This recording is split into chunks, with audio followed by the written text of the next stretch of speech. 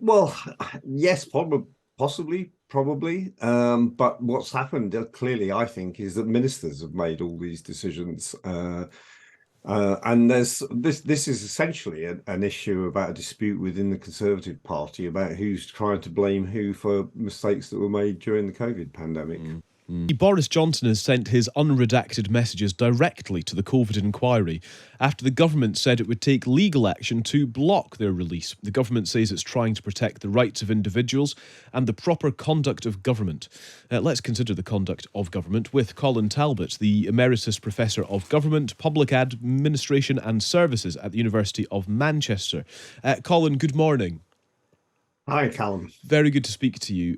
I suppose the two sides of this, the government is worried that sensitive details could leak or be misused. The inquiry is worried that the government will try to cover things up, I suppose. It's difficult to square that circle, it would seem. Well, I don't think so, in the sense that the government set this inquiry up, and if I can quote to you what's in the terms of reference, they're supposed to investigate and report on, and I quote, how decisions were made, communicated, recorded and implemented. I can't see how they can do that without access to the communications that went on between ministers and others in government.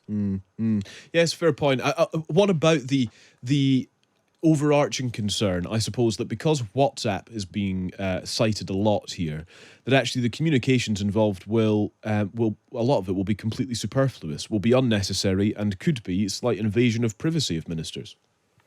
Well, first of all, if it's using government or for that matter, non-government communication channels, if it's communications about government policy and decisions, there's quite clear legislation and guidance from the Cabinet Office making it clear that, and I quote again, government communications belong to the Crown and must be handled lawfully. So anything people have used that for, they have to give it up. Public inquiries are quite used to dealing with confidential information like this, even super secret information, and using it appropriately during a public inquiry. There's not, to my knowledge, been a case in the last 30 or 40 years of a public inquiry where the sort of information that was irrelevant or private and personal has leaked from an inquiry. Yeah. So they're perfectly capable of handling it.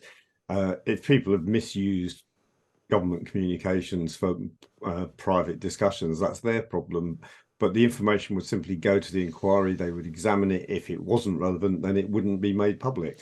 It's interesting that you mentioned sort of previous inquiries, because I noticed some comments from the dispute barrister Jonathan Compton, who said that the Iraq and Falklands inquiries asked civil servants to certify all relevant documentation had been disclosed.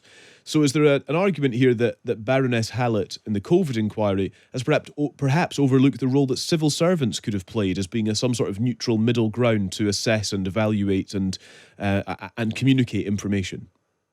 Well, I don't think that's her decision. We don't have exact information about what's gone on with discussions between her and the Cabinet Office, but I suspect that's a Cabinet Office decision from the way in which they're reacting at the moment and the fact that they're willing to take this to court, which they will almost certainly lose. Her powers are quite clear in the Public Inquiries Act 2005. She has the authority to request this information, and they should hand it over unless they've got some genuine reason for not doing so around things like national security, which would have to be reviewed by the High Court. And what about the civil service, Colin, just as a final thought? Should they have been involved as a neutral force? Well, yes, possibly, probably. But what's happened clearly, I think, is that ministers have made all these decisions. And this is essentially an issue about a dispute within the Conservative Party about who's trying to blame who for mistakes that were made during the COVID pandemic. Colin, really good to speak to you. Really interesting, actually. Thank you very much. Thanks for your time. Thanks. Thank you. Now, Colin Talbot, the Emeritus Professor of Government, Public Administration and Services at the University of Manchester.